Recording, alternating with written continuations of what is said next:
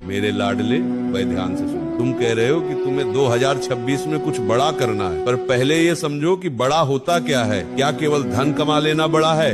क्या ऊंचे पद पर बैठ जाना बड़ा है? दुनिया की दृष्टि में जो बड़ा है वो प्रभु की दृष्टि में बहुत छोटा हो सकता है। अगर तुम सच में सफलता चाहते हो तो ये सफलता का सत्संग अपने हृदय में उतार लो। अगर तुम अपनी इंद्रियों के गुलाम हो, अगर तुम सुबह अपने आलस्य को नहीं जीत सकते, अगर तुम अपने मोबाइल की छोटी सी स्क्रीन के आकर्षण को नहीं छोड़ सकते, तो तुम दुनिया क्या जीतोगे। 2026 तुम्हारा तब होगा जब तुम आज को जीतोगे। सफलता बाहर की वस्तु नहीं है, ये तुम्हारे भीतर के अनुशासन का परिणाम है।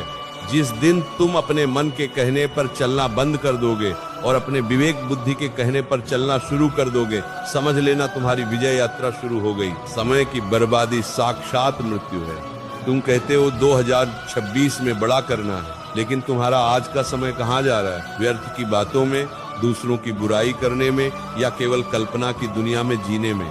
जैसे हम भोजन करते हैं शरीर के लिए, वैसे ही बुद्धि के लिए सही विचार चाहिए। कुसंग, गलत साथ और गलत कंटेंट से बचो। एक दिन जोश में आकर 18 घंटे काम करना सफलता नहीं है। हर रोज नियम से, बिना थके, बिना रुके अपने लक्ष्य की ओर बढ़ना ही असली तपस्या है। केवल कर्म से कुछ नहीं होता, कर्म के पीछे का भाव शुद्ध होना चाहिए। तुम जो भी बड़ा काम करना चाहते हो उसे प्रभु को समर्पित कर दो। कर्म करो ऐसे जैसे सब कुछ तुम्हारे हाथ में है, और प्रार्थना करो ऐसे जैसे सब कुछ ईश्वर के हाथ में है। जब तुम अपने कार्य को सेवा मान लेते हो तो थकान नहीं होती थी। जब तुम केवल अपने स्वार्थ के लिए करते हो तो तनाव पैदा होता है। तनाव में कभी कोई बड़ा काम नहीं हो सकता। शांत मन ही ऊंची उड़ान भर सकता है। अगर 2026 के मार्ग में बाधाएं आए तो घबराना मत। गिरना बुरा नहीं है, गिरकर पड़े रहना बुरा है। हर ठोकर तुम्हें ये सिखाने आती है कि तुम्हारे चलने के तरीके में कहाँ कमी थी। जो हार से डर गया वो कभी बड़ा नहीं कर सकता। याद रखना, जीभ पर नियंत्रण रखो, सात्विक आहार लो, विचार शुद्ध रहेंगे। कानों पर पहरा दो, केवल वही सुनो जो तुम्हें तुम्हारे लक्ष्य की ओर ले जाए।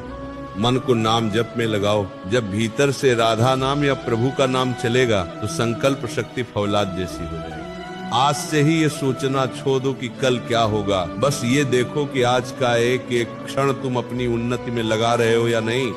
जिसे तुम सफलता कहते हो वह केवल एक पचाव है।